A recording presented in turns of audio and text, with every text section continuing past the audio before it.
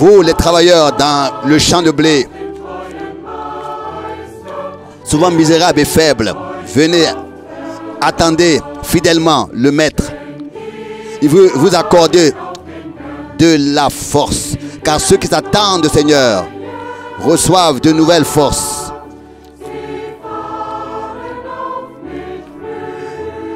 Ils s'élèvent comme des aigles.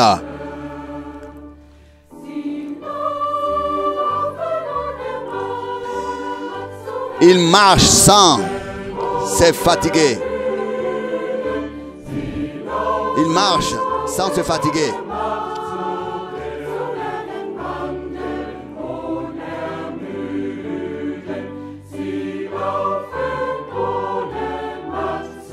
Ils marchent sans se fatiguer.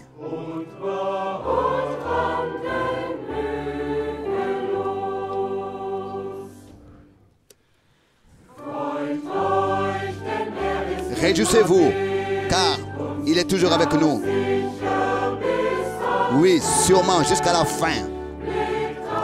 Regardez à lui sans vous décourager. Allez de l'avant. Il vous accorde la force nécessaire. Car ceux qui s'attendent au Seigneur reçoivent de nouvelles forces.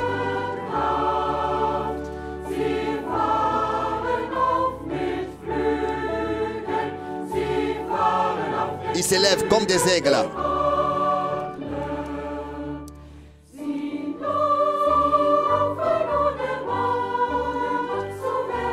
Ils marchent sans se fatiguer. Ils marchent sans se fatiguer.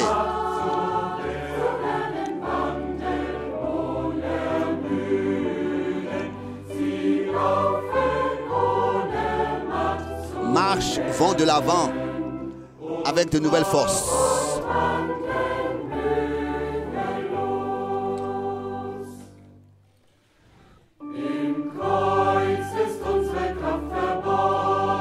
C'est dans la croix que notre force est cachée. Alors porte-la. Va pas à pas. Il te conduit sur un chemin sûr. Car ceux qui s'attendent à l'Éternel, au Seigneur, reçoivent de nouvelles forces.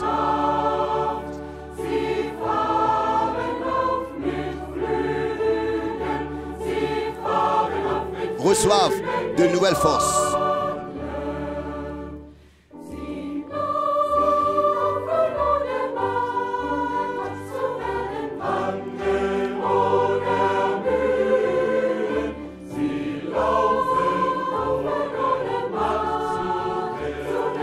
Ils marchent avec de nouvelles forces, sans se fatiguer.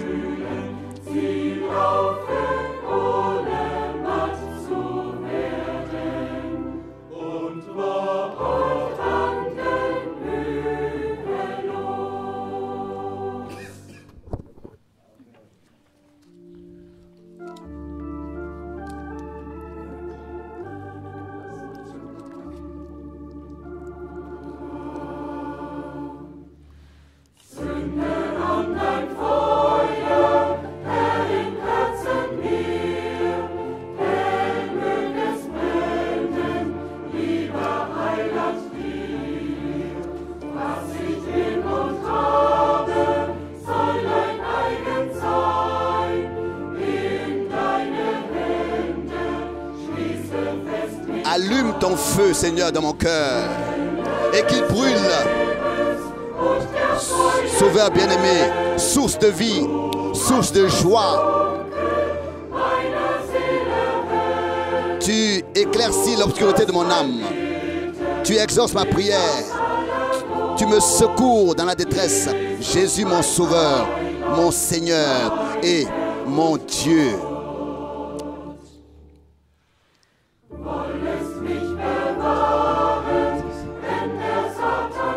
Que tu puisses me garder quand Satan menace. Tu es le vainqueur de la mort, du péché et de l'enfer. Cette étoile me brille Seigneur, reste avec moi.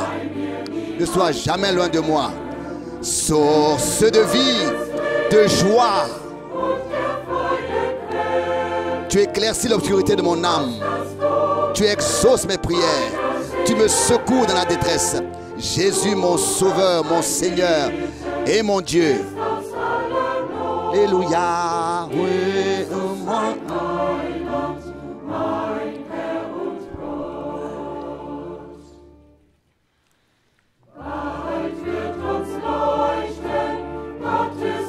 Bientôt, cette lumière éternelle de Dieu brillera pour nous. Régis-toi, âme, et ne te décourage pas. Que les lamentations se taisent quand ce cantique retentit. Dans la foi joyeuse, notre Seigneur revient bientôt. Source de vie, source de joie. Tu éclaircis l'obscurité de mon âme.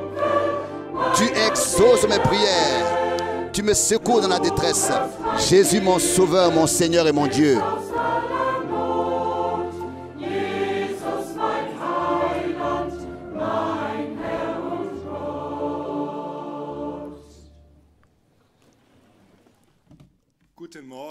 Bonjour, chers frères et sœurs. Très chaleureusement, cordialement, nous vous saluons tous à ce service divin ce dimanche matin, dans le précieux nom de notre Seigneur Jésus-Christ.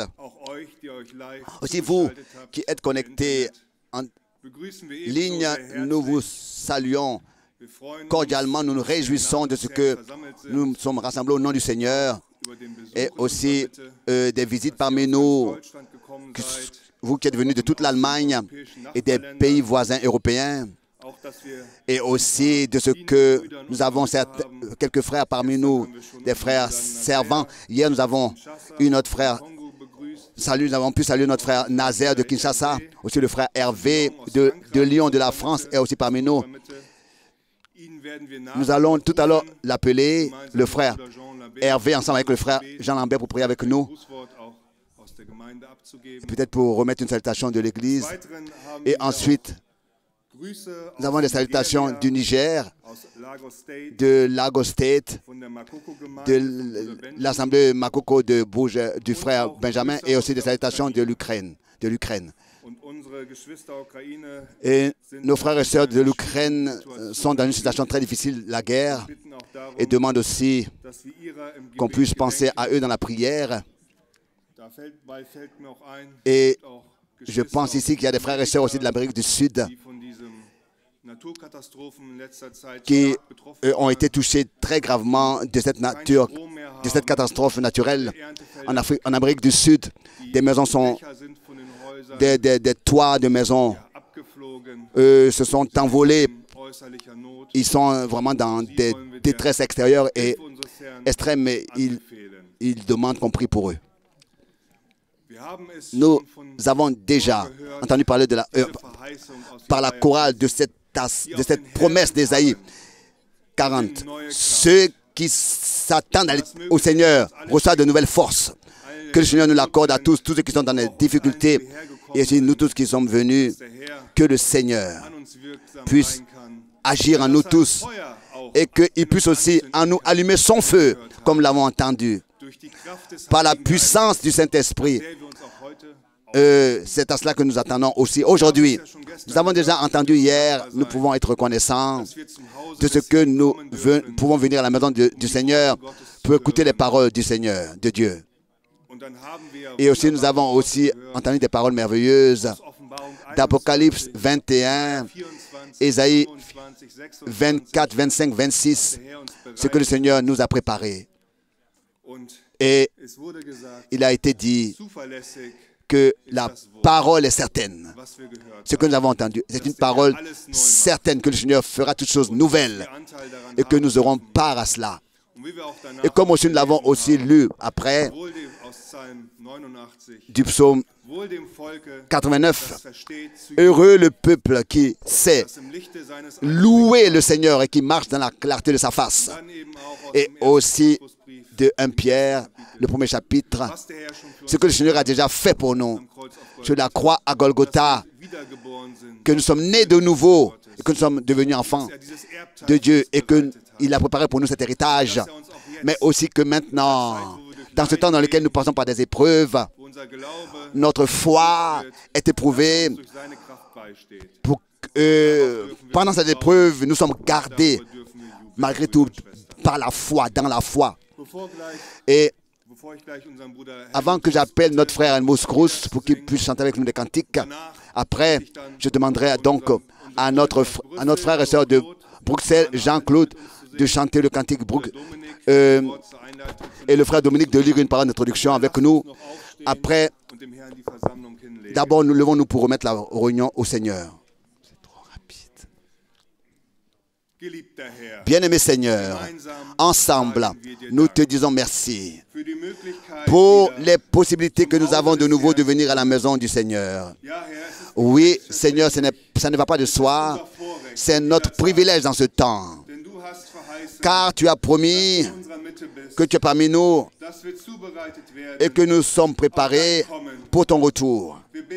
Nous te demandons, Seigneur, que tu puisses parler avec nous par ta parole et que tu puisses agir en nous par ton esprit. Nous te remettons toutes les requêtes aussi de nos frères et sœurs de l'Ukraine, de l'Amérique du Sud. Que tu puisses intervenir et que tu puisses prendre soin de tout pour qu'ils puissent écouter ta parole dans le calme et avoir communion les uns avec les autres et que nous soyons prêts quand tu reviendras. Nous te remettons cette réunion entre tes mains et te demandons ta bénédiction. Allume ton feu en nous. C'est notre désir, Seigneur. Et produis en nous ce qui t'est agréable. Nous te le demandons dans le Saint-Nom de Jésus-Christ. Amen.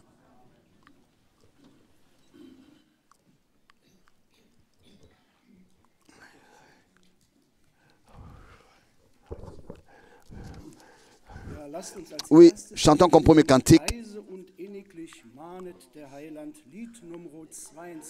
le numéro 22, doucement, tendrement. Jésus appelle.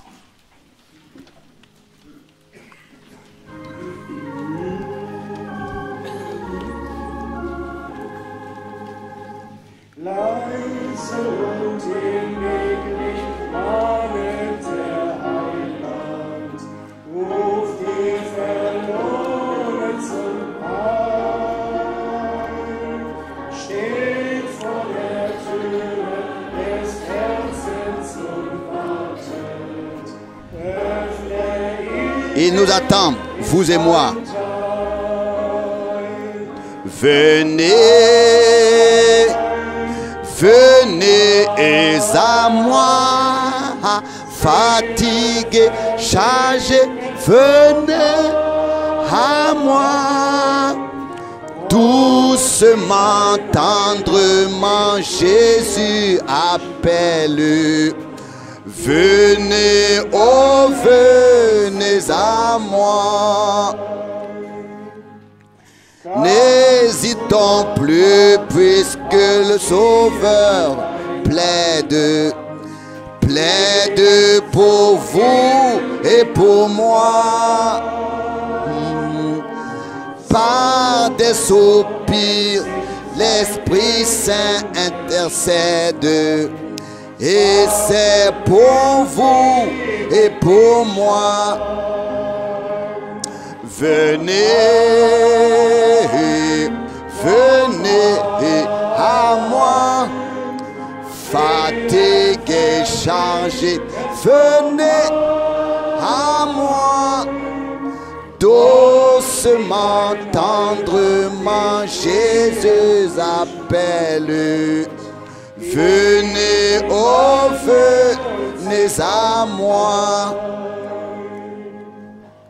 Le monde, hélas, n'est qu'une ombre qui passe, passe pour vous et pour moi. Gloire à Jésus, au ciel est une place, prête pour vous et pour moi. Venez, venez à moi, fatigués, fatigués, chargés, venez à moi. Doucement, tendrement, Jésus appelle. Venez, oh, venez à moi. Vos vrais bonheurs, Jésus-Christ nous confie. Bonheur pour vous et pour moi. Il nous l'acquit quand il donna sa vie. Sa vie est pour vous et moi. Venez, venez à moi, louia, fatigué, chargé. Venez à moi, doucement, tendrement, Jésus s'appelle. Venez, oh, venez à moi. Venez, venez à moi, fatigué, chargé, venez à moi, doucement, tendrement, Jésus appelle. Venez, oh, venez à moi. Amen.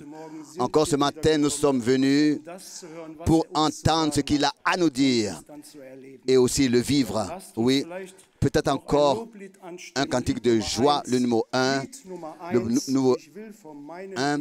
Oh, quel bonheur de le connaître.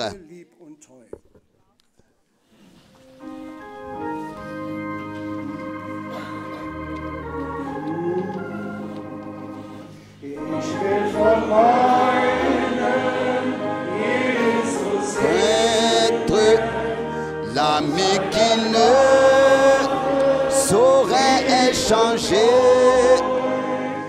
de la voix ici par pour maître, pour défenseur et pour berger. Chantons, chantons d'un cœur joyeux le grand amour du Rédempteur qui vint à nous du haut des cieux et nous sauva du destructeur. Dans la misère et l'ignorance, nous nous débattions sans espoir.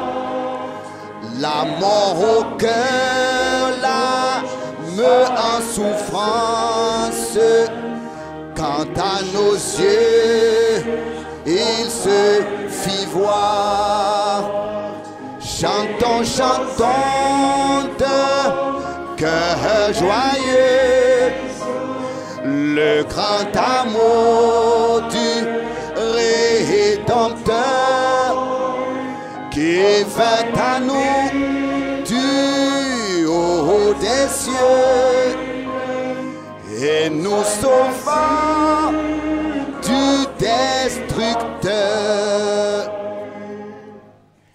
Il nous apporta la lumière, la victoire et la liberté. L'ennemi mordit la poussière, pour toujours Satan fut dompté. Chantons, chantons d'un cœur joyeux, alléluia, le grand amour du Rédempteur qui vint à nous du haut des cieux sauvant du destructeur.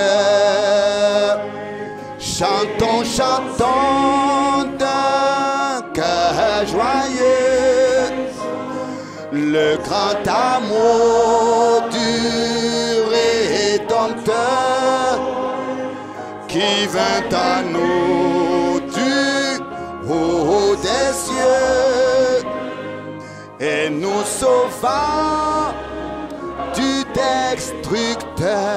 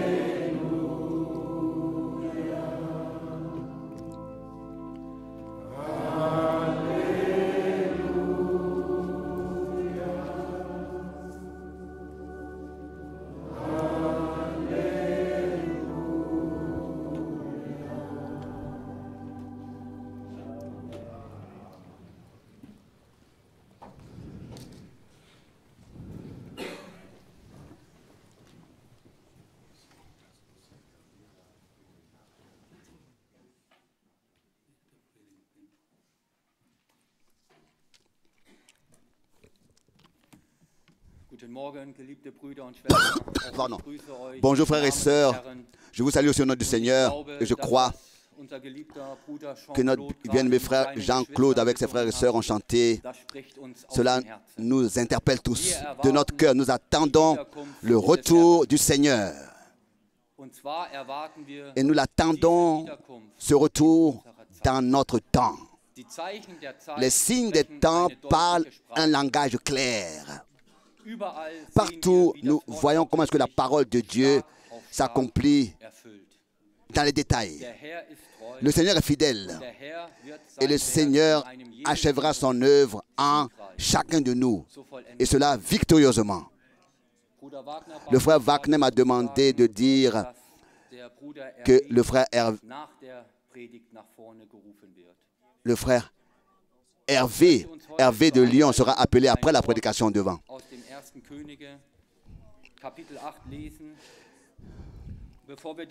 J'aimerais lire une parole dans un roi.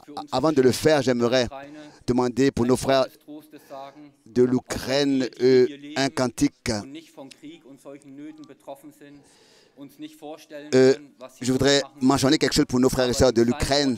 Dans le psaume, il est écrit « Le Seigneur a donné à chaque guerre un but. Et quand cette guerre atteint son but, alors ces détresses aussi auront atteint leur fin. Même si c'est difficile pour nous, parfois nous ne comprenons pas les chemins que le Seigneur permet, mais il a un objectif avec ce qu'il fait. Et avec ce qu'il permet, et à la fin, ce sera comme Hischias l'a dit, j'ai reconnu que toute cette douleur a servi à mon salut. Que le Seigneur, encore aujourd'hui, de la plénitude de sa grâce nous bénisse. Dans 1 Roi chapitre 8, 1 Roi chapitre 8, verset 22. 1 Roi chapitre 8, verset 22. Nunmehr trat Salomo angesichts der ganzen Gemeinde Israel vor den Altar des Herrn, breitete seine Hände gen Himmel aus und betete. Salomon se plaça devant l'autel du Seigneur en face de toute l'assemblée d'Israël. Il étendit ses mains vers le ciel et dit, « Ô Seigneur Dieu d'Israël, il n'y a point de Dieu semblable à toi, ni en haut, ni dans les cieux, ni en bas sur la terre. Tu gardes l'alliance et la miséricorde envers tes serviteurs qui marchent en ta présence et de tout leur cœur. Ainsi tu as tenu parole à ton serviteur David, mon père, et ce que tu as déclaré de ta bouche, tu l'accomplis en ce jour par ta puissance. »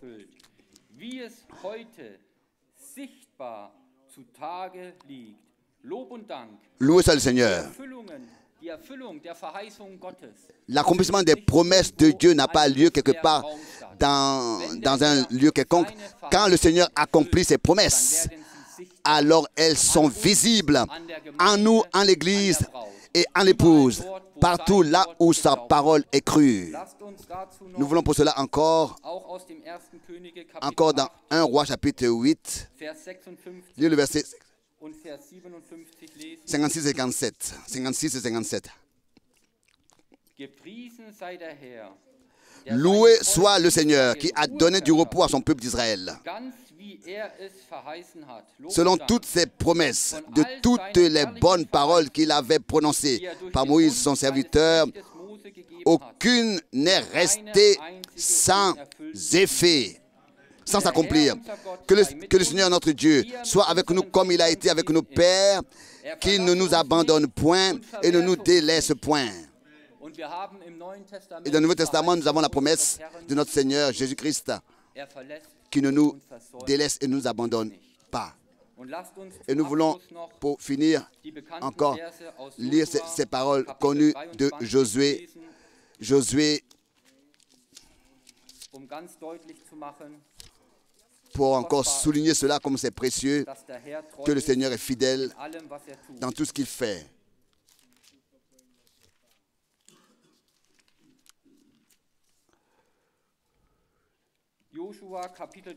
Josué chapitre 23, verset 14. Josué 33, verset 14.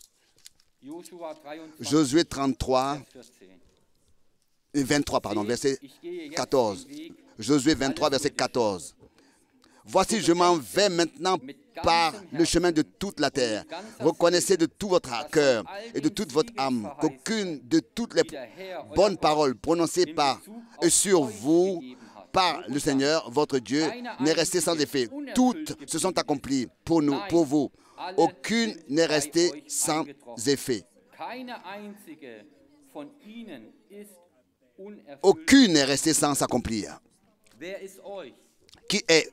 Aucune n'est restée sans accomplir pour vous. C'est vous là, c'est nous. C'est à nous que cela est adressé aujourd'hui. Il est écrit dans Corinthiens, les promesses de Dieu sont oui et amen. À la gloire de Dieu par nous. Ça, nous le sommes. Les promesses de Dieu s'accomplissent en nous, par nous, en chacun individuellement. Et le Seigneur ainsi achèvera son œuvre, comme l'avons lu. Et ça, c'est important. Que nous puissions de tout notre cœur et de toute notre âme croire les promesses. Et nous verrons l'accomplissement des promesses. Le Seigneur est proche. Le Seigneur est encore aujourd'hui présent. Nous n'avons pas besoin d'attendre demain. Le Seigneur peut maintenant, aujourd'hui, accomplir ses promesses en nous, parmi nous, à travers nous. Le Seigneur est présent et il veut baptiser d'esprit et de feu. Il veut manifester la puissance de la résurrection dans l'Église, la restaurer, la rétablir. La parole de Dieu a été rétablie. L'enseignement a été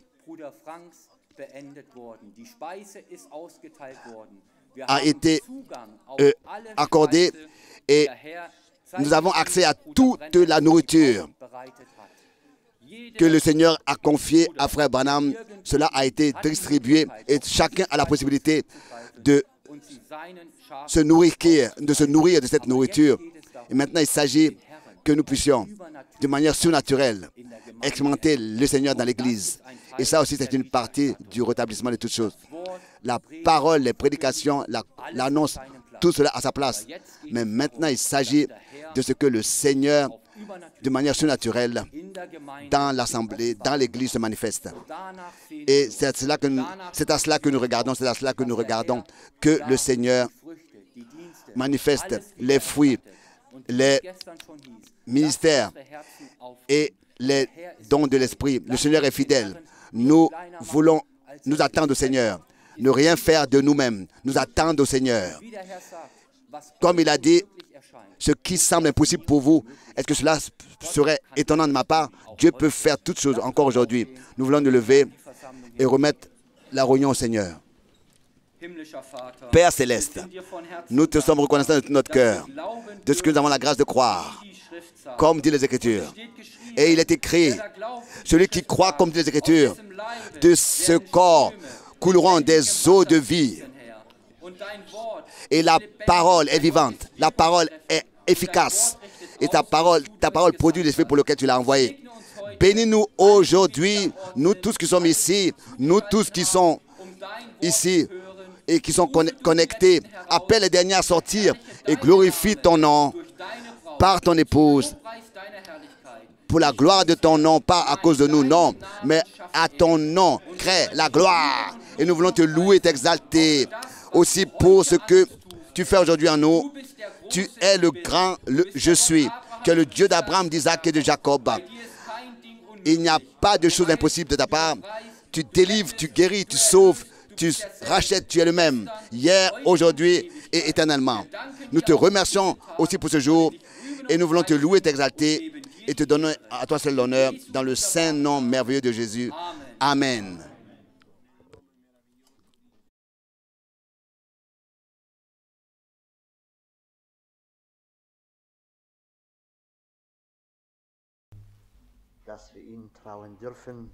Nous pouvons lui faire confiance dans toutes les situations de notre vie et nous pouvons lever les yeux vers lui, même ce matin. Et il dit dans l'évangile de Jean, au chapitre 10, où notre Seigneur lui-même parle et il dit, Jean 10, verset 1, en vérité, je vous le dis, celui qui n'entre pas par la porte dans le bercail des brebis, mais qui y entre par un autre endroit, est un voleur et un brigand. Verset 2, mais celui qui entre par la porte est le berger des brebis. Verset 3. C'est à lui que le portier ouvre et les brebis écoutent sa voix. Il appelle par leur nom les brebis qui lui appartiennent et les fait sortir. Verset 4. Quand il a fait sortir toutes les brebis qui lui appartiennent, il marche devant elles et les brebis le suivent parce qu'elles connaissent sa voix. Verset 5. Mais un étranger, elles ne le suivrait pas, mais fuirait devant lui parce qu'elles ne connaissent pas la voix des étrangers. Verset 6. Jésus leur dit cela au figuré, mais ils ne comprirent pas ce qu'il voulait leur dire. Voici le problème, bien-aimés. Ces brebis entendent, écoutent sa voix. Elles connaissent sa voix. Et je crois que nous faisons partie de ces brebis et que nous connaissons sa voix. Sa voix est sa parole en nos jours, comme en ces jours-là, autrefois.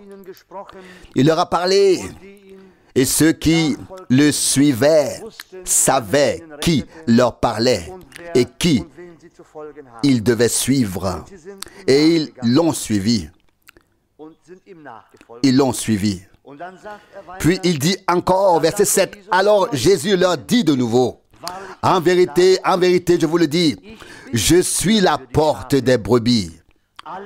Verset 8, tous ceux qui sont venus avant moi sont des voleurs et des brigands, mais les brebis ne les ont pas écoutés.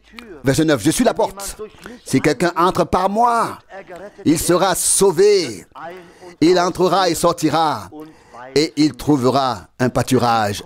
Verset 10, le voleur ne vient que pour voler, égorger et faire du mal. Mais moi, je suis venu pour que les brebis aient la vie et soient dans l'abondance. Quelle parole de consolation! Quelle promesse! Les brebis doivent avoir l'abondance et la vie. Les bons bergers ne sont pas ceux qui confondent les brebis, qui les dispersent, qui les divisent. Mais le bon berger, il a donné sa vie pour les brebis. Chers frères et sœurs, celui qui de nos jours donne sa vie pour les brebis est un vrai berger de brebis. Nous pouvons bien le dire. Il poursuivit au verset 11. Je suis le bon berger. Le bon berger donne sa vie pour les brebis. Verset 12. Le mercenaire qui n'est pas un berger et à qui les brebis n'appartiennent pas voit venir le loup, abandonne les brebis et s'enfuit, et le loup les attaque et les disperse. Verset 13. Il n'est qu'un mercenaire et il ne se soucie pas des brebis. Verset 14. Je suis le bon berger et je connais les miens et les miens me connaissent. Verset 15. Comme le Père me connaît et comme je connais le Père et je donne ma vie pour les brebis. Verset 16. J'ai aussi d'autres brebis qui n'appartiennent pas à cette bergerie. Celles-là aussi je dois les conduire et elles répondront à mon appel et il y aura un seul troupeau, un seul berger. Verset 17, c'est pour cela que le Père m'aime, parce que je donne ma vie pour la reprendre. Verset 18, personne ne me la prend, mais je la donne volontairement. J'ai le pouvoir de la donner et j'ai le pouvoir de la reprendre. J'en ai reçu l'autorisation de mon Père. Jusqu'ici, les paroles de notre Seigneur Jésus-Christ. Mais bien aimés, nous aimerions être en accord avec ce cantique et entonner et dire avec lui encore et encore. En Jésus, je me confie jour après jour, quelle que soit la tempête. Oui. Et nous lui faisons confiance non seulement pour pas seulement pour quelques jours, pas seulement pour quelques heures, mais je pense que nous pouvons dire en toute bonne conscience, nous voulons lui faire confiance du début à la fin, jusqu'à ce que nous passions de la foi à la vue. Et quoi qu'il arrive, quelle que soit la situation dans la vie, les jours ne sont pas tous identiques, ne serait-ce qu'à l'extérieur. Parfois il y a du soleil, d'autres fois de la pluie et de la tempête, et puis il y a de la neige, et ceci ou cela arrive. Il en va de même dans la vie, car notre vie, dans notre vie à tous, cela varie. Mais bien aimé, après tout cela, le soleil brille à nouveau. Le soleil de la grâce brille à nouveau pour nous, bien aimés, après tout ce qui peut arriver. Et c'est ainsi que nous sommes si heureux et si reconnaissants de pouvoir toujours à nouveau faire confiance à notre Seigneur. Il est en effet le bon berger. Il a donné sa vie pour nous. Et parfois, nous pouvons avoir l'impression d'être abandonnés. Mais bien aimés, il ne nous abandonne jamais. C'est la pensée. Il ne nous abandonne pas. C'est la pensée qui me vient à l'esprit en ces jours où il était sur terre et où Lazare était décédé et il semblait ne pas le savoir. Marie et Marthe ont peut-être pensé, pourquoi n'est-il pas là maintenant qu'il est nécessaire? Maintenant qu'on a besoin de lui, il n'est pas là. Mais pourquoi ne vient-il pas? Pourquoi sommes-nous peut-être abandonnés? Pourquoi cela doit-il arriver maintenant ainsi? Il sait pourtant tout. Pourquoi n'est-il pas là au bon moment? Bien-aimés, nous ne devons pas nous inquiéter. Il viendra au ciel merveilleusement. Il les rencontrera merveilleusement. À l'heure dite, il sera à leur côté au bon moment et à la bonne heure. Peut-être avons-nous parfois l'impression d'être désabandonnés, mais bien aimés, il ne nous laisse jamais seuls. C'est ce que dit la Bible, c'est ce que dit l'Écriture. Quiconque met son espérance en lui ne sera pas confondu. Bien aimés, louange et remerciements à notre Dieu. Nous voulons aussi lui offrir ce matin l'honneur, la louange et l'adoration. Il dit, même ici encore, verset 11, « Je suis le bon berger. Le bon berger donne sa vie pour ses brebis. » L'a-t-il fait, bien-aimé, ou ne l'a-t-il pas fait? Nous pouvons dire qu'il n'a pas fait de vaines paroles, mais qu'il a agi en conséquence. Il a donné sa vie pour nous et nous a rachetés et délivrés par son sang saint et précieux qu'il a versé sur le tronc de la croix à Golgotha. Et nous en sommes si heureux et si reconnaissants. Et il est dit ici, verset 27, « Mes brebis écoutent ma voix et je les connais et elles me suivent. » Je voudrais souligner ici particulièrement pour nos jours, bien-aimés, ces brebis qui ont entendu sa parole n'entendront pas d'autres voix, ne prêteront pas l'oreille à d'autres voix. Ou si elles l'entendent, elles sauront que ce n'est pas la voix qui vient de Dieu. Elles reconnaîtront ce qui vient de Dieu et elles suivront la voix du Seigneur. Pas la voix d'un homme, pas notre voix, mais la voix de sa parole, bien-aimés. Et nous en sommes si heureux et si reconnaissants. La parole de notre Seigneur ne peut pas ne peut pas être annulée, bien-aimés. Mais ce qu'il a dit demeure valable. Et en effet, tous ceux qui placent leur espérance en lui ne seront pas confondus, même de nos jours. Bien au contraire, c'est lui qui se soucie de nous. C'est lui qui prend soin de nous tous. Et ils l'entendront, ils l'écouteront et le suivront. Non pas comme il est écrit ici, verset 11, « Le bon berger donne sa vie pour ses brebis. » Le verset 12, « Le mercenaire qui n'est pas un berger et à qui les brebis n'appartiennent pas, voit venir le loup, abandonne les brebis et s'enfuit. Et le loup les attaque et les divise, les disperse. » Verset 13, « Il n'est qu'un mercenaire et il ne se soucie pas des brebis.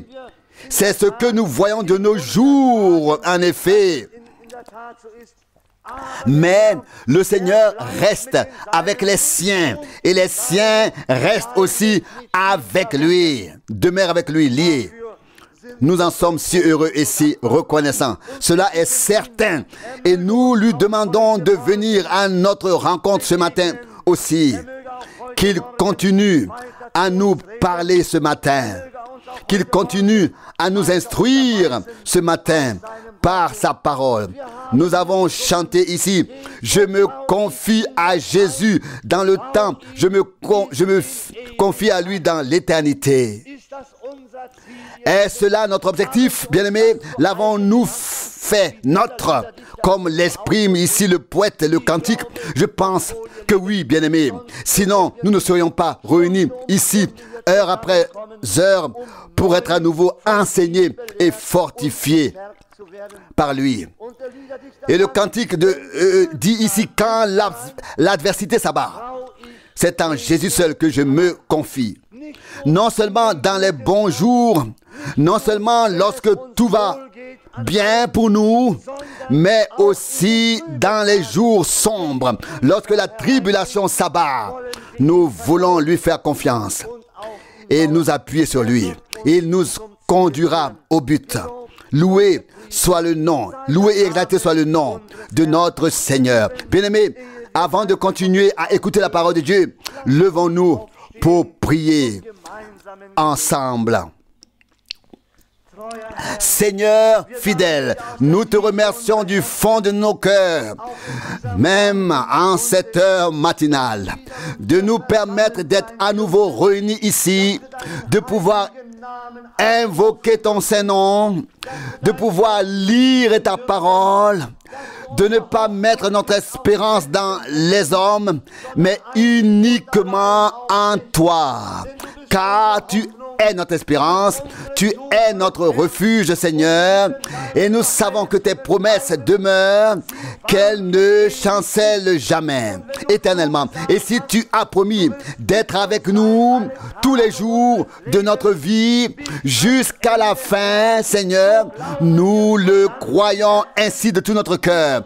Et nous te prions donc, toi qui as voulu nous parler tout particulièrement ce matin, aussi, que tu puisses le faire. Et nous savons, Seigneur, que lorsque tu as dit que le ciel et la terre brûleront, que la colline et les montagnes disparaîtront, Seigneur, nous le croyons en tant que ton peuple. Et nous savons que l'heure vient, que le moment vient où chacune de tes paroles s'accomplira. Oh Seigneur, nous t'adorons ce matin. Nous louons ta grâce et ta fidélité, ta parole divine, infaillible. Elle est esprit et vie. Elle est fiable, Seigneur. La parole des hommes n'est que fragile. Elle périt, Seigneur. Mais ta parole demeure pour nous jusqu'à dans toute éternité. Louange, honneur et gloire à ton glorieux et merveilleux nom de Jésus. Je te prie de nous bénir tous ce matin, ainsi que ceux qui ne peuvent pas être ici. Bénis nos parents, nos proches, tous, Seigneur. Que ton esprit, que ta puissance, que ta gloire soient données à tous, Seigneur, avant qu'il ne soit trop tard. Sauve aujourd'hui encore, Seigneur, ce qui peut être sauvé. Je le demande au nom de Jésus. Amen. Si nous l'avons chanté avec notre cœur et que nous le pensions vraiment, Dieu nous aidera certainement. Il connaît en effet le désir profond de nos cœurs de le servir, d'être à sa disposition, de faire sa volonté, dans la mesure où sa force nous le permet. Nous qui venons de revenir d'Israël, nous sommes encore tout à fait sous l'impression puissante de ce que nous avons vu entendu et vécu. Et nous savons que le temps est proche, dans lequel Dieu se révélera à tout le pays, à tout le peuple. Le prophète Ésaïe demande au chapitre 66, qui a jamais entendu dire et à qui a-t-on fait entendre qu'un peuple est né en un seul jour? Ésaïe 66, verset 8. Sion est entré dans les douleurs et a accouché en même temps de ses enfants. Avec Dieu, tout est déjà décidé. Nous le savons. Et d'une part, nous voyons là-bas comment tout s'accomplit pas à pas. Et à chaque fois, cela me parle davantage parce que l'on peut reproduire extérieurement tous les lieux. Il y a le Jourdain là, là il y a la mer Rouge, là il y a le mont Sion, il y a là-bas le mont des Oliviers, là-bas il y a la vallée de Hinnom.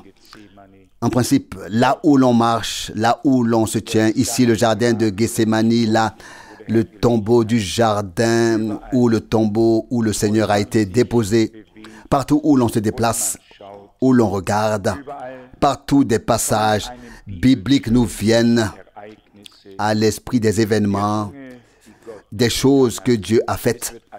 Tout devient vivant. Mais au milieu de tout cela, une profonde nostalgie s'élève. Seigneur, marche sur nos routes. Révèle-toi aujourd'hui. Cela peut devenir une telle détresse lorsque nous pensons à ce que le Seigneur a fait. Et nous croyons qu'il est ressuscité, qu'il a tout vaincu, qu'il est vivant et qu'il est le même aujourd'hui. C'est alors qu'un tel désir monte en nous. Seigneur, reviens vers nous comme tu l'as fait autrefois et pose sur nous ta main transpercée. C'est une partie d'un cantique. Révèle-toi comme tu le faisais dans les temps anciens. Car tout change, tout se transforme. Mais le Seigneur reste le même. Et ces années n'ont pas de fin. C'est ce qui est écrit dans le psaume 102, verset 28. Notre Dieu est un Dieu fidèle. Nous le ressentons en Israël plus que dans n'importe quel autre pays. Lorsque les gens aiment le Seigneur, nous remarquons que c'est plus intime, plus chaleureux et plus profond. S'ils ne le font pas, cela nous fait d'autant plus mal. Car en tant qu'hommes venant des nations, nous avons l'impression de voir son peuple qu'il a tant aimé, pour lequel il a totalement abandonné cette nation, arrivé au pays de Canaan, pour les sédentariser. Si ceux-ci ne l'aiment pas et ne le reconnaissent pas, cela nous fait d'autant plus mal. Et pourtant, nous pouvons le classer bibliquement, à savoir qu'il faut d'abord que le nombre, la totalité des nations entre dans l'Église et alors Israël sera sauvé dans sa totalité. Romains 11, verset 25. Tout est si magnifiquement ordonné par Dieu. Il ne fera jamais rien qui soit en contradiction avec sa parole. Tout ce que Dieu fera sera toujours en accord avec sa parole. Avec les prophètes et avec les apôtres, sans la moindre contradiction, tout se fera. Comme je l'ai dit, c'était un temps glorieux. J'ai raconté hier soir de nombreux détails. Je ne veux pas me répéter, mais nous étions vraiment reconnaissants à Dieu pour les jours que nous avons pu vivre ensemble et avec nos amis là-bas. Les gens sentent si l'on parle de mémoire ou en lisant. Ils savent quand on dit « nous vous aimons », ils le remarquent, si c'est vrai ou pas, ou non. Heureux l'homme qui n'a pas à se juger lui-même parce que ses paroles et ses actes ne concordent pas. Puisse-t-il en être ainsi, que nous ne fassions passer sur nos lèvres que ce que nous pouvons dire de tout notre cœur, et cela devant la face de Dieu. Que cela pourrait vraiment s'accorderait par grâce. Revenons maintenant à la parole de Dieu. Si nous lisons ainsi les Saintes Écritures et prenons à cœur ce qui a été dit, nous ne pouvons pas passer outre. Et j'ai un souhait et une demande.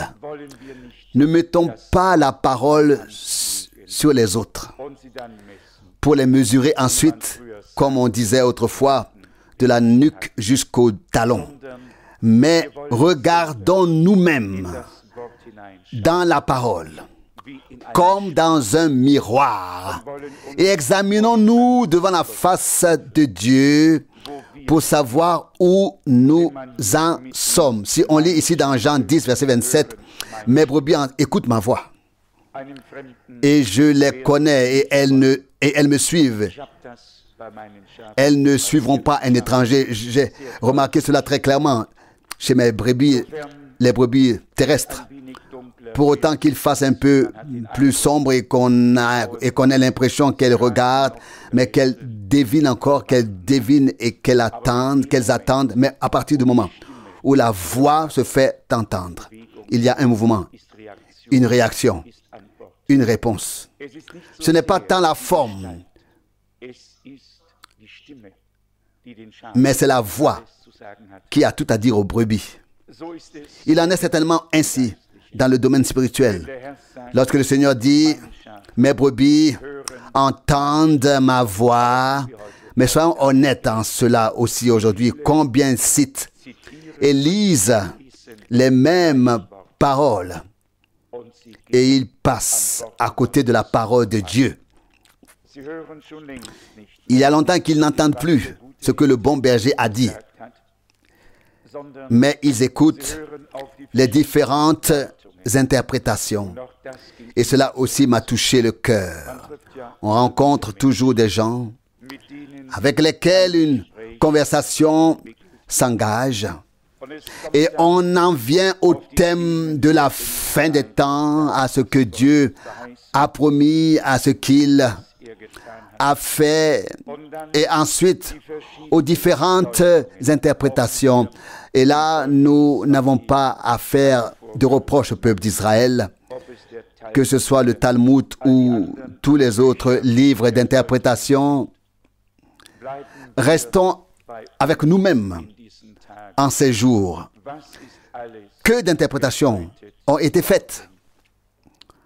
Combien ont donné les interprétations les plus étranges à ce que Dieu a fait en ce temps et pensent encore être dans le message,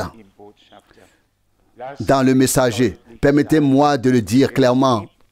Il n'y a qu'un seul message divin et il est dans la parole de Dieu. Je le répète, il n'y a qu'un seul message divin et c'est celui-ci, la Bible, la parole de Dieu sainte, infaillible, éternelle, éternellement valable. Là encore, je n'ai aucune peine à répéter encore une fois que nous croyons de tout cœur que tout prophète envoyé par Dieu doit prononcer les paroles de Dieu.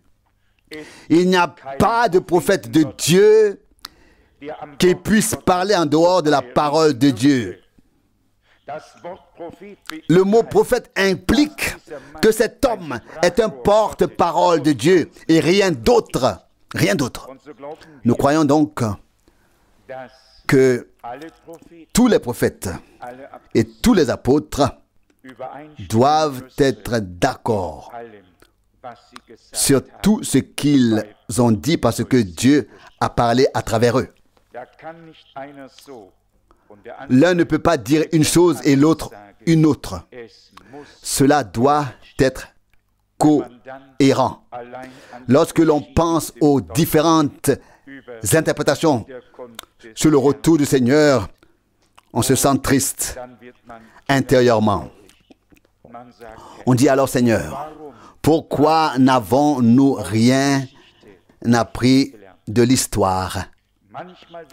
Parfois, il serait bon que certains frères lisent l'histoire des communautés religieuses pour en tirer les erreurs qui ont été commises dans le passé. Il suffisait de lire l'histoire de la naissance des adventistes, d'Ellen White ou de ceux qui ont parlé, qui ont annoncé des choses et qui ont ensuite donné leur propre interprétation lorsque ce qu'ils avaient annoncé ne s'est pas produit. En cela, nous pouvons remercier le Seigneur et ne rien nous attribuer du tout. Que ce soit l'année 1963 avec l'ouverture des 7 sceaux, si c'est l'année 1977 ou bien 77 ou ce qui peut encore venir, ou même 1988, et alors chaque année sera pour nous la même que 1988. On peut en effet la retourner et la mettre sur ses têtes. Elle sera toujours identique à la précédente. Nous ne nous laisserons jamais aller à penser le moins du monde à fixer des temps ou des délais.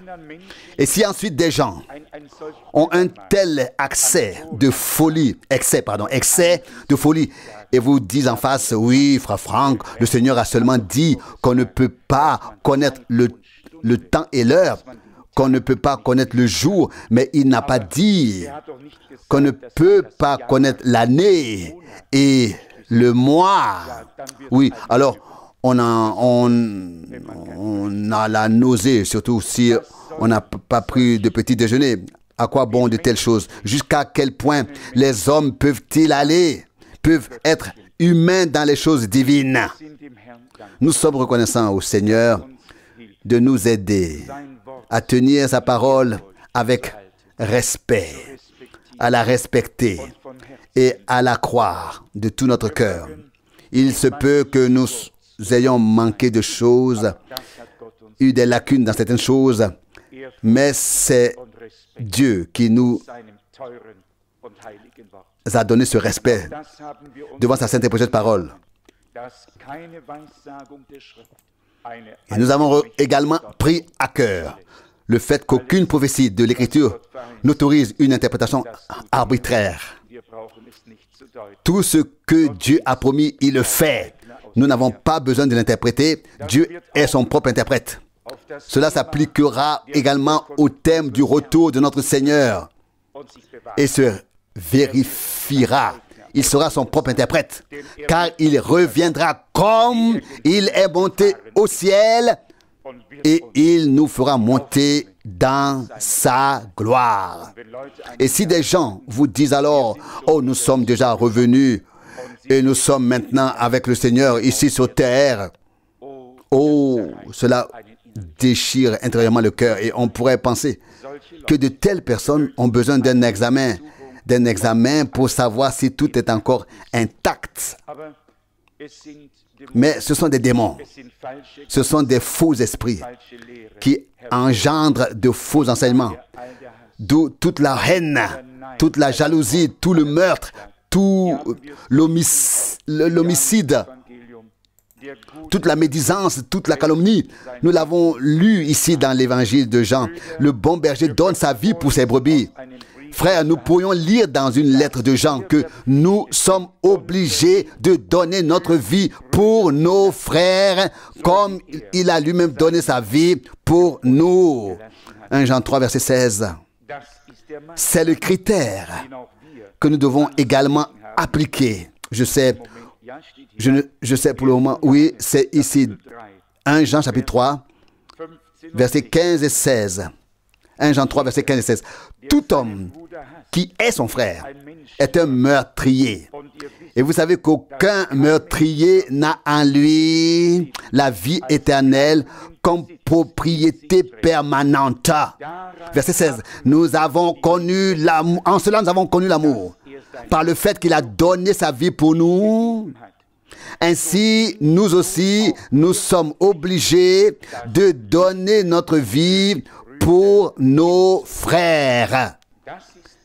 C'est la norme divine. Celui qui a été aimé par Dieu, en ayant été appelé à sortir, sera prêt dans cet amour divin à donner sa vie pour ses frères. Lorsque nous lisons sur le bon berger, nous devons penser à ce qui est écrit dans le prophète Zacharie. Il a en effet décrit l'histoire de la crucifixion d'une manière particulière. C'est lui qui écrit au chapitre 13, verset 7. Chapitre 13, verset 7, épée. Lève-toi contre mon berger et contre mes camarades. Telle est la déclaration du Seigneur des armées. Abat le berger et les brebis se disperseront. Et je tournerai aussi ma main contre les petits. Cette parole s'est accomplie. Abattez le berger et les brebis se disperseront. Mais avec la résurrection, les brebis se sont de nouveau rassemblées. Ce n'était pas seulement la crucifixion, pas seulement l'opprobre, pas seulement la dispersion, pas seulement le désordre, mais ils se sont retrouvés lorsque la nouvelle s'est répandue.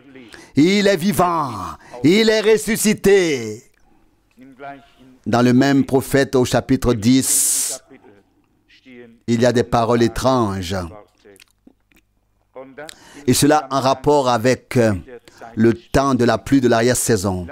Permettez-moi de lire Zacharie 10, du verset 1 à 3. Demandez au Seigneur la pluie au temps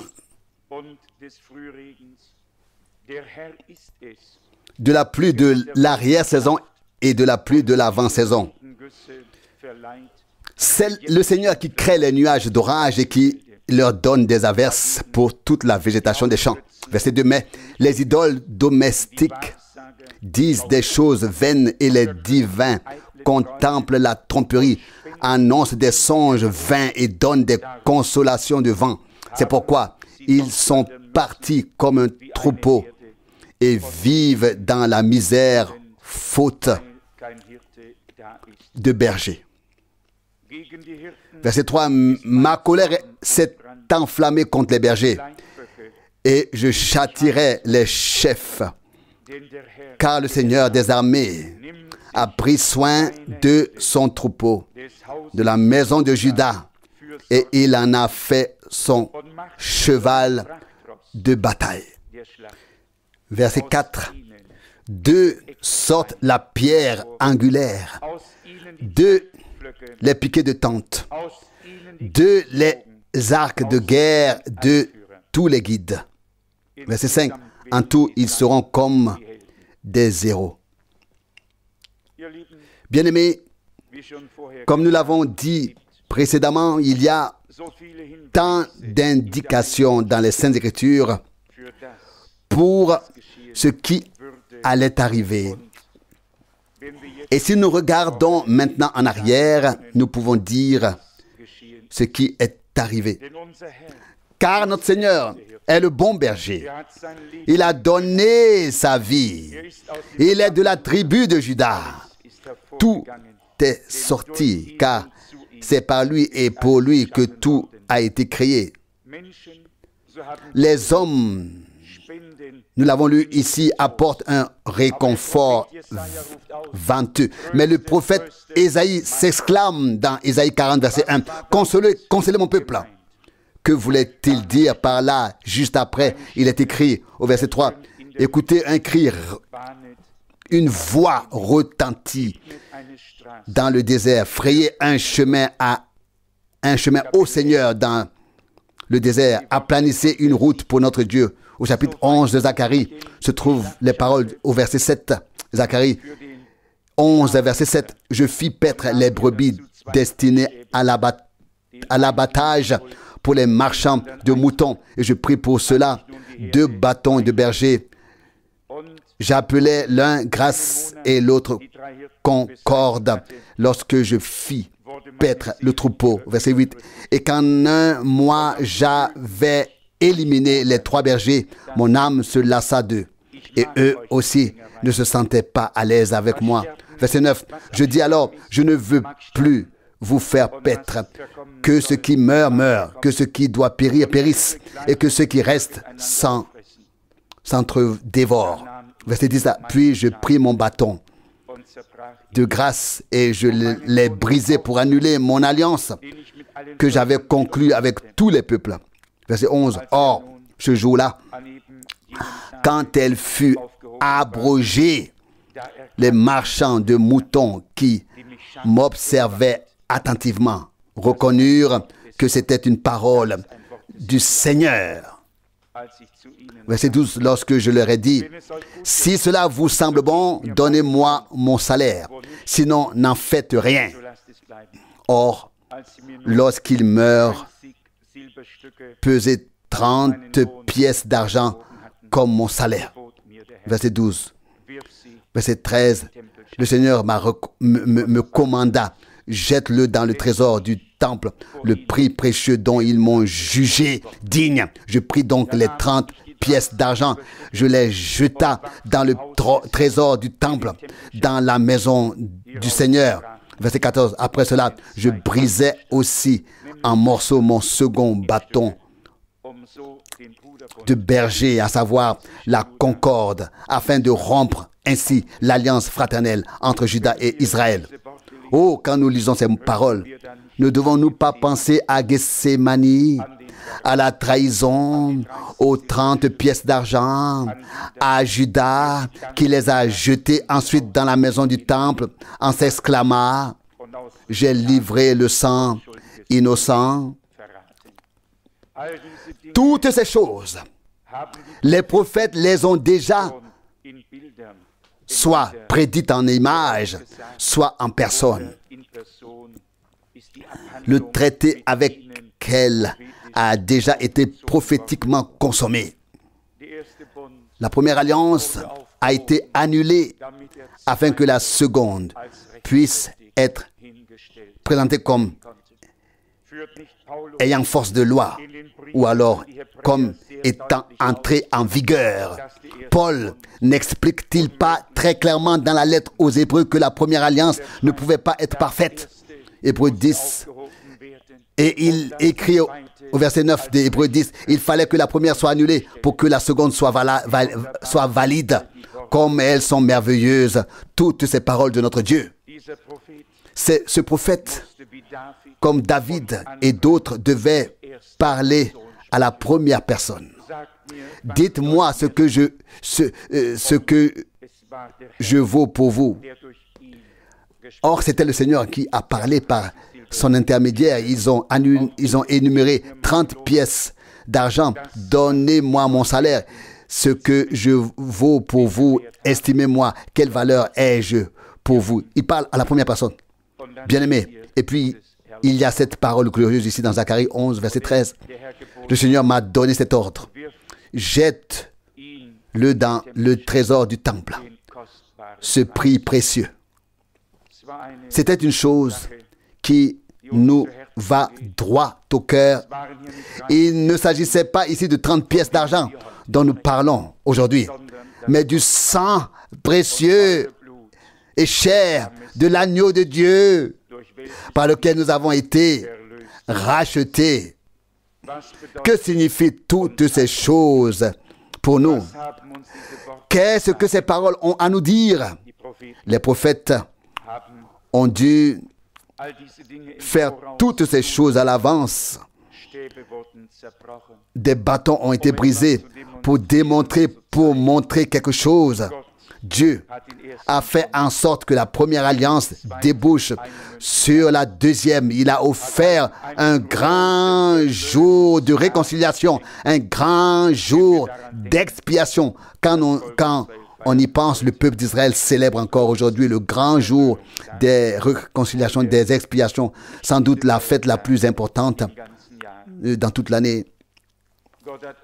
Dieu a ouvert nos yeux sur le grand jour de la réconciliation qui englobe toute l'histoire du salut, là, sur la croix, à Golgotha. Dieu était en Christ et a réconcilié le monde avec lui-même. 2 Corinthiens 5, verset 19. Nous ne célébrons pas un jour, nous acceptons notre réconciliation, car en lui, nous avons la réconciliation et le pardon de nos péchés par son sang. Nous ne célébrons pas un jour, mais nous remercions Dieu de nous permettre d'être des réconciliés et des pardonnés. Dans le psaume le plus court, je ne sais pas s'il s'agit du psaume 117 ou à voir tout de suite, c'est bien là que le Seigneur a dit par la bouche. Ce doit être 117. C'est bien là que le Seigneur a dit par la bouche, ce psalmiste.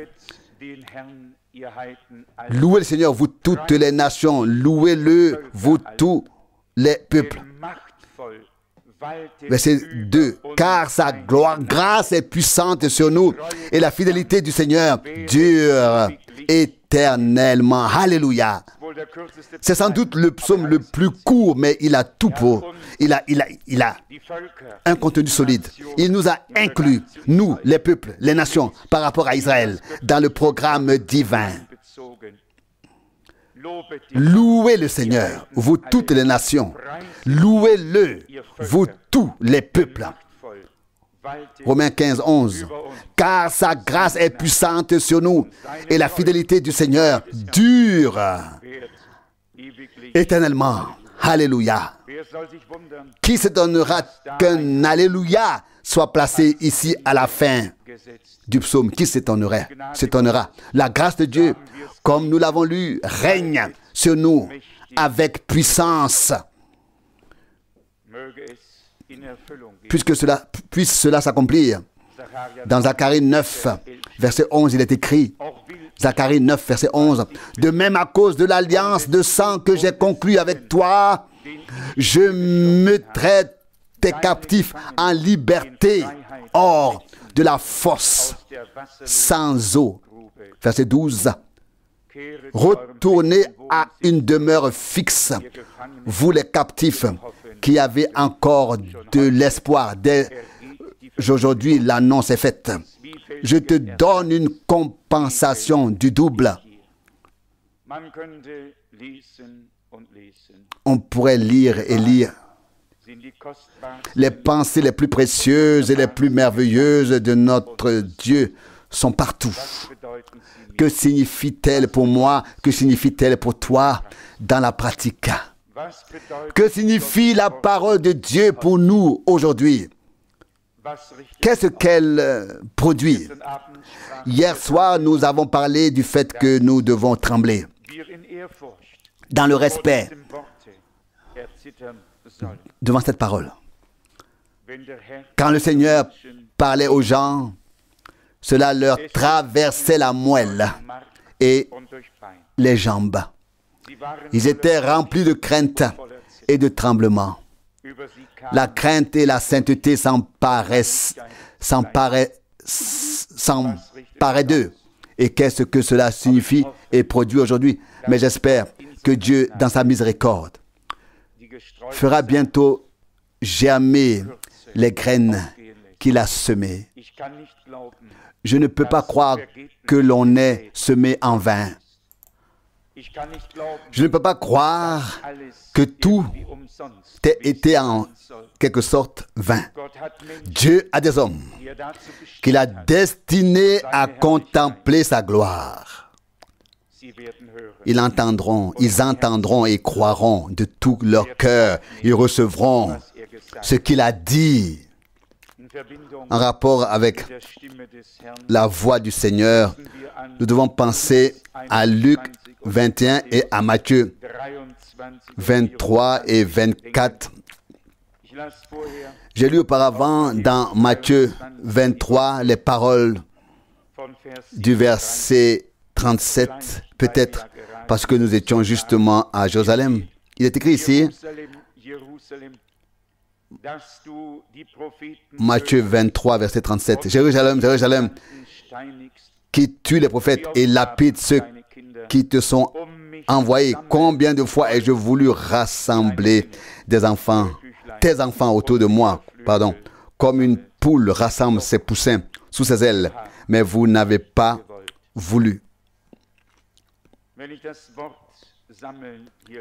Quand je lis le mot ici, rassembler, ici, le Seigneur était alors, autrefois sur terre, une foule se rassemblait autour de lui. Mais ici, il s'agissait de plus. Il voulait les rassembler autour de lui. En lisant ces mots, je ne pouvais m'empêcher de penser à ce que le Seigneur a dit. Rassemble-moi mon peuple. Pas seulement pour écouter, mais pour prendre à cœur et savoir.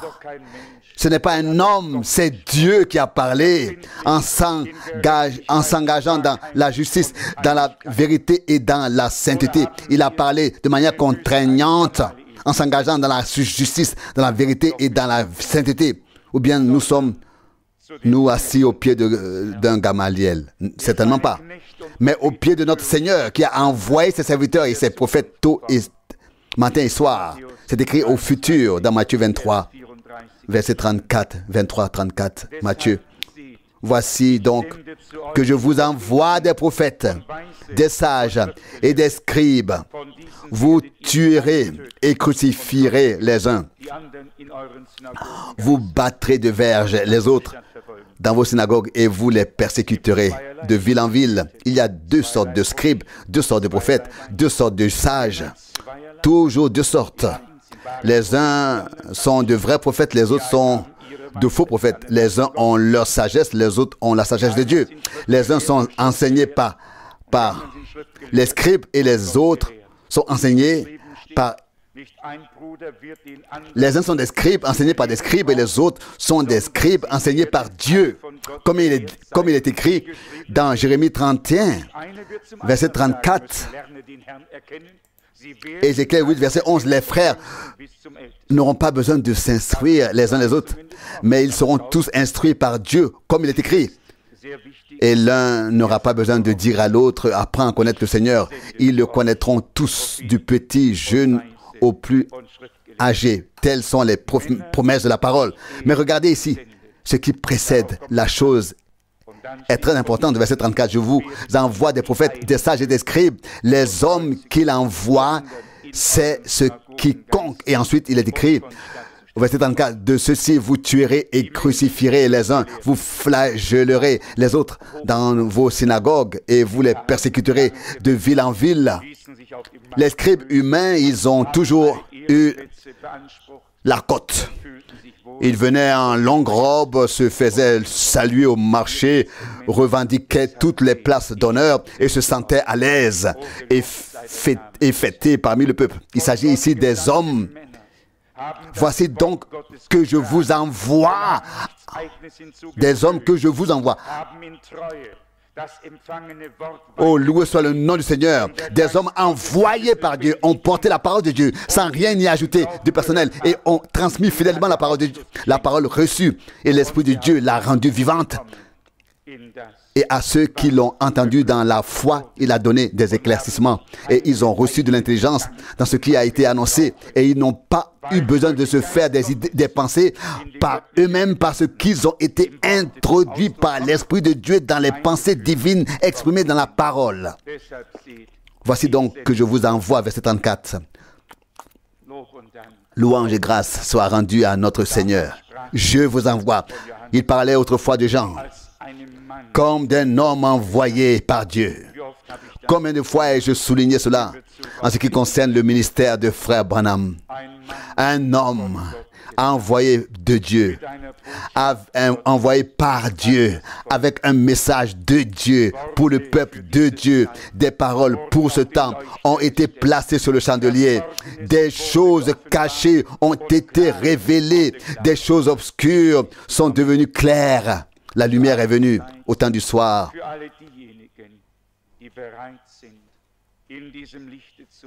Tant pour tous ceux qui sont prêts à marcher dans cette lumière, à recevoir cette parole dans la sainteté et à ne pas la mélanger encore une fois. Je vous le dis, tous ceux qui n'ont jamais entendu sont mieux lotis que ceux qui ont entendu et qui ont ensuite remélangé les choses. Ils ont beaucoup plus de mal à sortir que tous les autres qui n'étaient pas encore sortis de la première Babel. Eh bien ici, cela nous est clairement dit. Le Seigneur voulait rassembler autour de lui. Je crois que c'est la même chose dans ce temps. Le Seigneur veut rassembler autour de lui. Pas autour d'un frère, pas autour de son enseignement, pas autour de son point de vue. Le Seigneur met le droit sur son troupeau. Et nous avons lu dans le prophète Zacharie qu'il s'appropriera lui-même son troupeau. Il pose le droit, il revendique son peuple. En tant que berger, il s'est laissé abattre, a donné sa vie pour le troupeau, afin que nous lui appartenions et non pas comme il est écrit ici. Écoutez ceux qui ont des illusions, des songes, des consolations de vent et d'autres choses semblables. Mais écoutez le Seigneur. Il y a une parole glorieuse dans Isaïe 53 et 55, verset 3. Écoutez-moi et vous vivrez. Heureux l'homme qui a l'oreille pour écouter la voix du Seigneur, la voix de sa parole, de tout son cœur. Je crois que frère Rousse l'a déjà souligné plus tôt dans l'introduction. Si nous avons reconnu que le Seigneur nous a parlé, nous reconnaîtrons aussi si quelque chose est dit qui n'est pas sorti de la bouche de Dieu. Nous ne nous intéressons à rien d'autre qu'à la parole qui est réellement sortie de la bouche de Dieu. Tout le reste sera confondu et ne mènera pas au but, mais seulement ceux qui ont mis toute leur confiance dans le Seigneur. Ici, le Seigneur parle. Matthieu 23, verset 37. Combien de fois ai-je voulu rassembler tes enfants autour de moi, comme une foule rassemble ses poussins sous ses ailes, mais vous n'avez pas voulu. Beaucoup, des milliers, l'ont d'abord entendu, mais ils ne l'ont pas compris.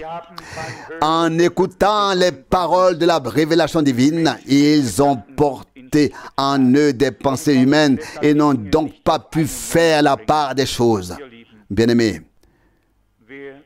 que celui qui veut recevoir en lui les paroles de Dieu soit d'abord prêt à abandonner, à retirer tout le reste, tout ce qui est humain et d'où que cela vienne. Seulement des récipients, maître, saints, mais remplis de ta puissance. Le Seigneur veut rassembler. Qu'il ne soit pas vrai en ce temps qu'il faille dire « mais vous n'avez pas voulu ». Il ne peut rien arriver de pire à un homme que de ne pas reconnaître l'heure de la visitation divine et de ne pas écouter quand le Seigneur parle et croire de tout cœur ce qu'il a dit. Ici, le Seigneur a dû leur faire savoir, mais vous n'avez pas voulu. Il a voulu. Il a voulu rassembler, et cela autour de lui. Et il doit dire, mais vous n'avez pas voulu. Et puis est venu le temps, on peut le lire, où il a ensuite commencé à proférer un peu les menaces. Ici dans Luc 21, lorsque le jugement a été annoncé, il est dit à partir du verset 20. Luc 21, verset 20. Quand vous verrez Jérusalem entouré de troupes, sachez que sa destruction est proche. Maintenant, ensuite il continue ainsi de suite. Et ensuite, il est dit au verset 23, malheur aux femmes qui ont bon espoir en ces jours-là et aux mères qui ont un enfant à nourrir. Car il y aura une grande détresse dans le pays et un jugement de colère s'abattra sur ce peuple. Verset 24. Ils tomberont au tranchant de l'épée et seront amenés en captivité parmi toutes les nations. Et Jérusalem sera foulée aux pieds par les nations jusqu'à ce que les temps des nations soient passés. Pendant des années, le Seigneur avait tendu les bras. Pendant des années, il avait appelé. Et pendant des années, ils ont entendu et pourtant pas écouté. Entendu et pourtant pas pris à cœur.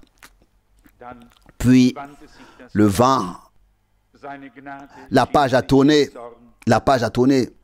Sa grâce a semblé se transformer en colère. Et c'est ainsi que le mot jugement de colère est utilisé. Je n'ai fait que citer cette parole ici. Hier, il est probablement écrit dans 1 Thessaloniciens 5 en référence à l'Église du Nouveau Testament que nous ne sommes pas destinés au jugement de colère, mais à hériter de la béatitude ou de la gloire. 1 Thessaloniciens 5 à partir du verset 6. Ne dormons donc pas comme les autres, mais soyons vigilants et sobres. Verset 7.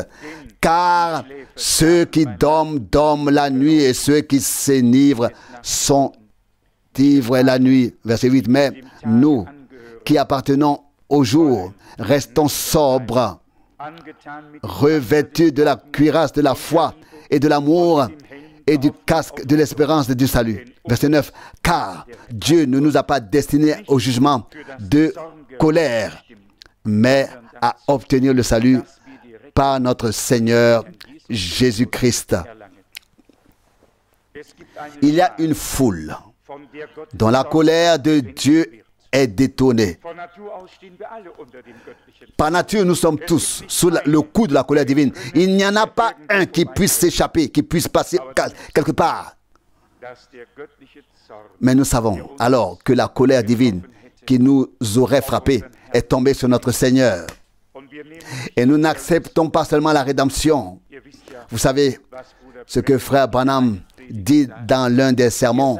Il dit, vous avez peur de vous perdre et vous ne voulez pas aller en enfer. Et c'est pourquoi vous acceptez Jésus comme sauveur. Mais vous ne lui permettez pas d'être le maître.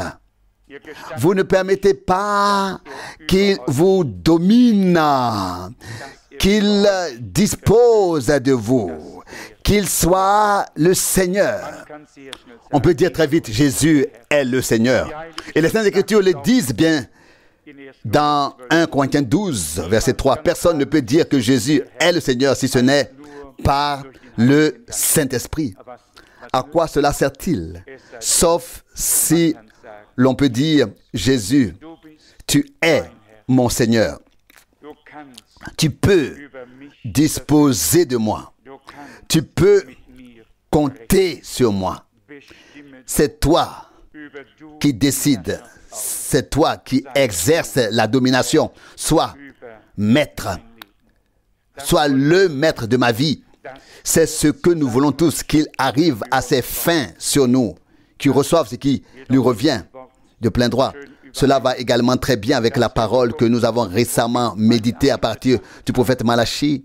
an dem Tage Le jour où je l'accomplirai, dit le Seigneur, werdet ihr vous verrez la différence entre celui qui me sert et celui qui ne me sert pas.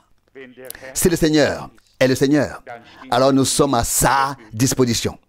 Alors nous le servons. das von Et cela de tout notre cœur, de toute notre vie, de tous nos talents, aller Zeit de tout notre temps, de toute notre force. C'est pour cela que nous sommes là. man könnte hier On pourrait continuer à lire ces paroles ici. die Mahnung, die der Herr uns C'est pour cela que nous sommes là. am Schluss On pourrait continuer à lire ces paroles-là. gehen lassen möchte. Voici l'avertissement que le Seigneur aimerait sans doute nous faire prendre à cœur à la fin de ce service divin. Il veut rassembler pour parler avec nous. Mais il veut que nous laissions ces paroles nous pénétrer la moelle et les os. Er will nicht, dass von uns Il ne veut pas que l'on dise de nous, ihr habt nicht. mais vous n'avez pas voulu. Dann kommt ja hier C'est alors que vient ici l'annonce du jugement de colère alle. à tous ceux War die Stimme qui ont certes entendu la voix du Seigneur, mais seulement avec ses oreilles naturelles, et qui ont continué à penser par eux-mêmes et n'ont pas pu distinguer qu'ici, on ne peut pas, on ne doit pas mélanger, sondern dass Gott mais que la parole de Dieu doit être reçue comme une pure semence dans nos cœurs sans conserver nos propres pensées. werden später Tous ceux qui mélangent reconnaîtront plus tard qu'ils sont malheureusement frappés par la colère de Dieu weil parce qu'ils n'ont pas pris à cœur les paroles de Dieu und seine Stimme et n'ont pas su discerner unterscheiden. sa voix. Vielleicht schon, Peut-être que oui, mais ils ne l'ont pas prise au sérieux. Ils ont pensé qu'il y avait encore de la place, quelque part même pour leurs propres pensées. darüber meine Meinung. Vous connaissez mon opinion à ce sujet, je le dis à dessein, mon opinion.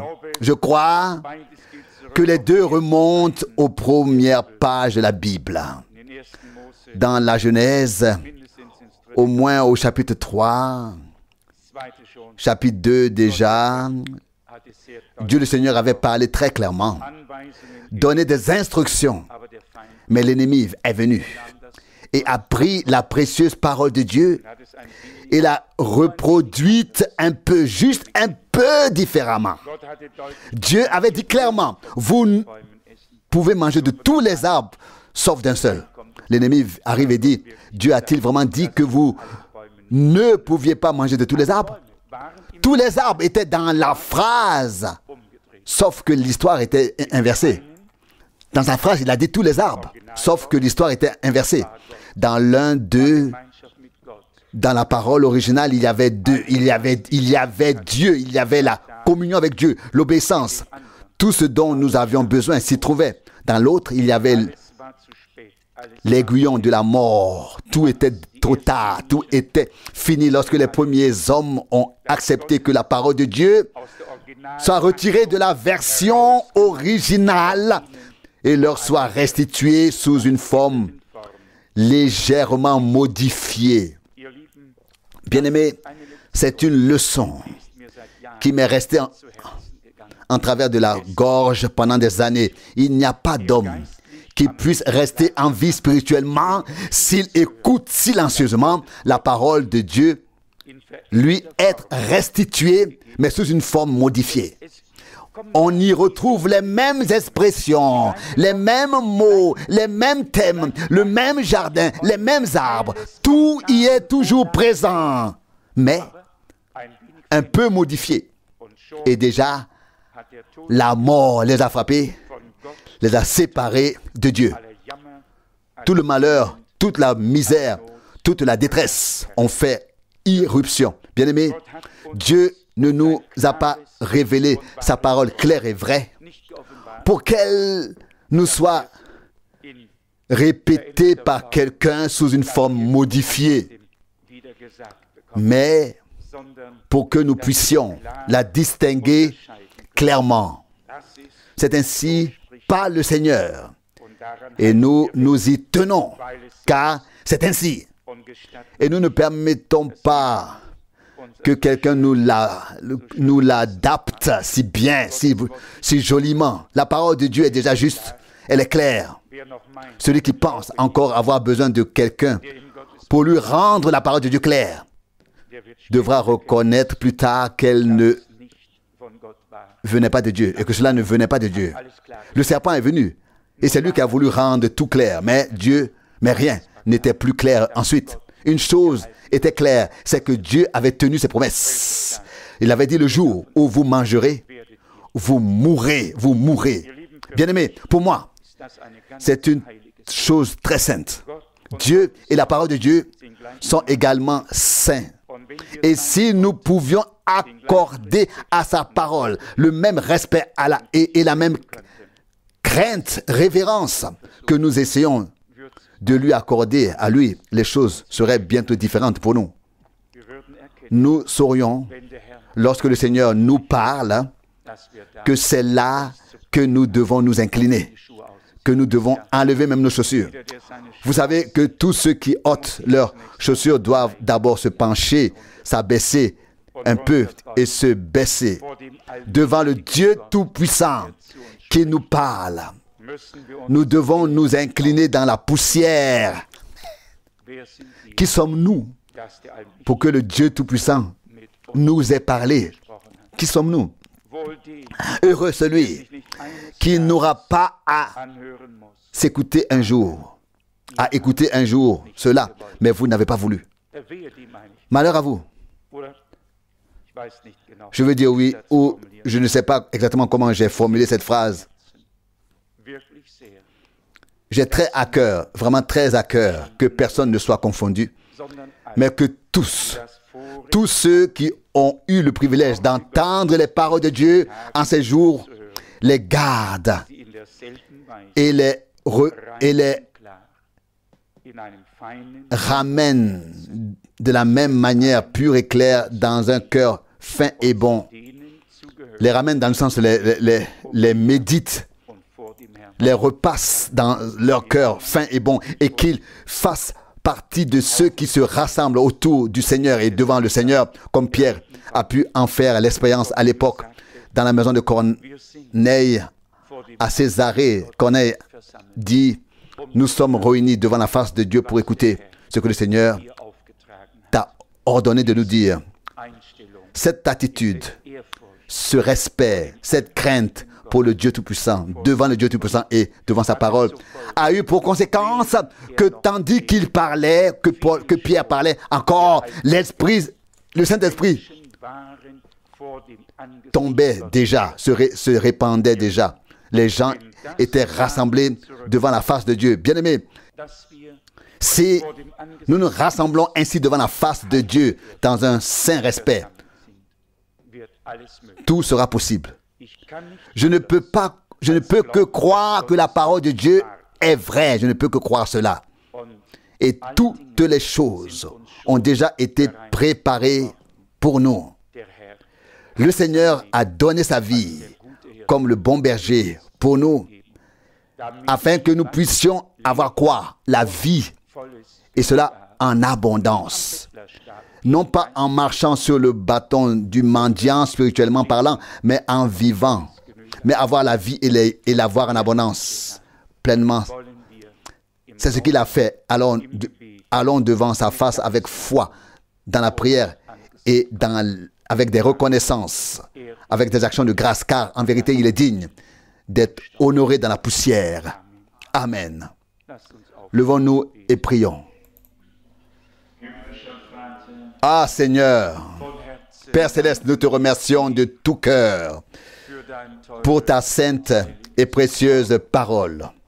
Ach Herr, Ô Seigneur, wenn dein Wort si ta parole soll gelten, n'est plus valable, worauf sur quoi reposera la foi?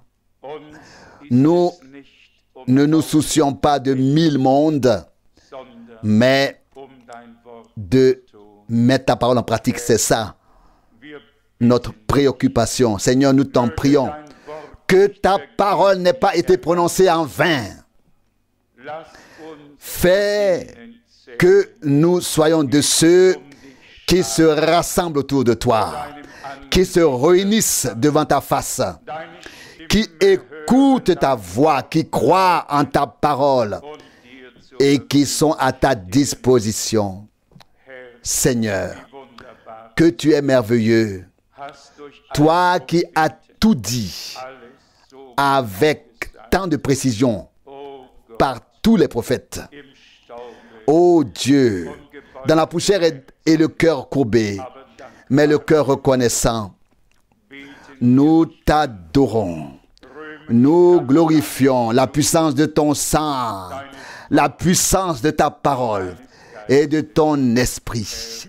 Seigneur, Menschen auf, tu as des hommes sur la terre qui ne sont pas destinés au jugement de la colère, sondern ja, mais à contempler Herrlichkeit zu schauen. ta gloire. Sie sind die Überwinder, Ce sont les vainqueurs qui ont entendu ce que l'Esprit dit aux églises. und der Geist Et l'Esprit offenbart nur ne révèle que la parole. und durch das Et par la parole, la volonté de Dieu. Alléluia. Je te remercie de m'avoir mis cela dans le cœur, deinem Worte gegenüber. en face de ta parole. Seigneur, Du bist das Fleisch, tu es la parole faite chair. deine Braut, Ton épouse doit être aussi une épouse parole. Pas de mélange. Une épouse purement. Donc, une épouse pure. Alléluia. À toi l'honneur, la gloire et la reconnaissance par la foi. Nous te remercions dès aujourd'hui de ce que cette épouse, deiner Herrlichkeit elle sera dans ta gloire. und aus Et par grâce, dürfen wir nous pouvons en faire partie. Gloire et adoration à ton Saint-Nom. Amen. Amen.